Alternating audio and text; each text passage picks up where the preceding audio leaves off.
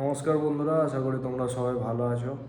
তো আজকের কথা হলো আমাদের প্রধানমন্ত্রী যেটা অ্যানাউন্স করেছিল গত মোটামুটি 2 মাস আগে, যে জিএসটি 2.0 অনেক কিছুর দাম কমেছে, অনেক কিছুর দাম কিছু কিছু জিনিসের দাম বেড়েছে, বেশিরভাগ কমেছে।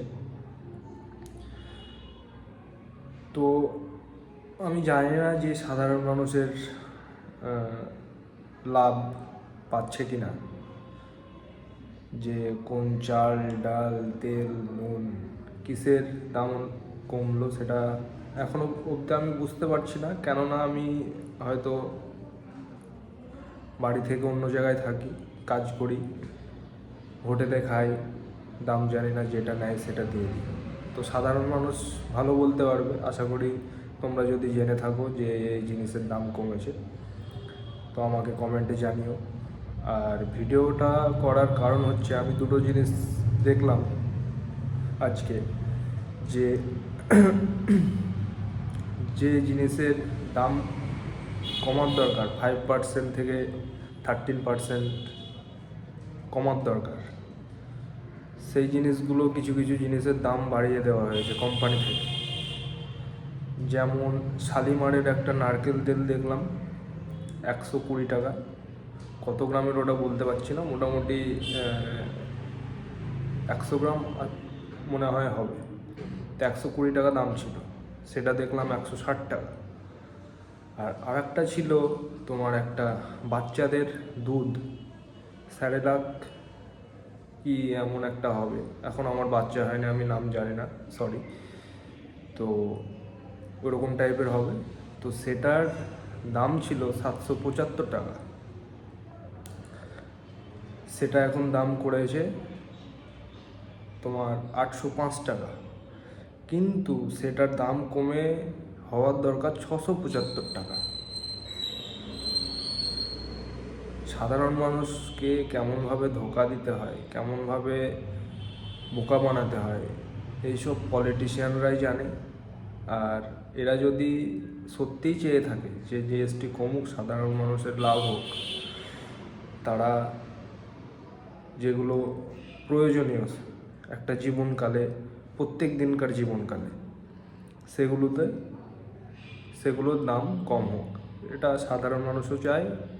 আর এবং যদি গভর্নমেন্ট যদি চায় যে সেসব জিনিসের দাম কম হোক, তো আপনাদের কিছু টিম দোকানে দোকানে সার্ভে করানো দরকার। আমার যেটা মনে হয় যে আপনাদের যেসব টিম আছে খাবার ডিপার্টমেন্টের, ফুড ডিপার্টমেন্টের, তো সেই সব টিমকে দোকানে, হাটে, বাজারে পাঠানো দরকার, যে কোন জিনিসটার এখন কত দাম, কী দাম চলছে, কোম্পানি কত, জিএসটি হওয়ার পর কোম্পানি কত করেছে, কমিয়েছে না বাড়িয়েছে, সেই সবগুলো খোঁজ খবর নেওয়া দরকার।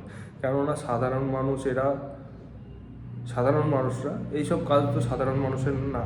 এরা সাধারণ মানুষ যদি একটা ভিডিও করে ছেড়েও দেয় ফেসবুকে, হোয়াটসঅ্যাপে, হয়তো সেরকম কিছু হবে না। বড় বড় ইউটিউবার কিংবা বড় বড় ফেসবুকের পেজ, যাদের ফলোয়ার বেশি, তারা যদি এইসব ঘটনাগুলোকে তুলে ধরে, তাহলে হয়তো একটু সুবিধা হবে সাধারণ মানুষদের।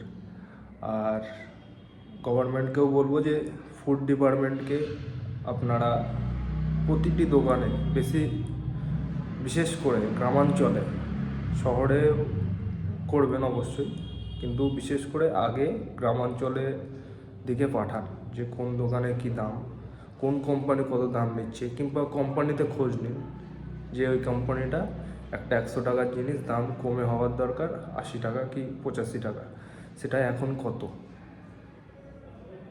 কেননা সাধারণ মানুষ ভুগছে এখনও। জিএসটি যতই আপনি 2.0 আনেন, এরপরে কি আপডেট আনবেন সেটা আপনারাই ভালো জানবেন।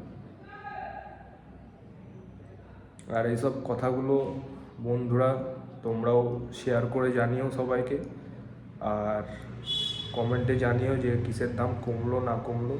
কেননা এটা আমার দুটো পোস্ট দেখলাম, আমার মাথায় এলো, আমি ভাবলাম তোমাদের সাথে শেয়ার করি।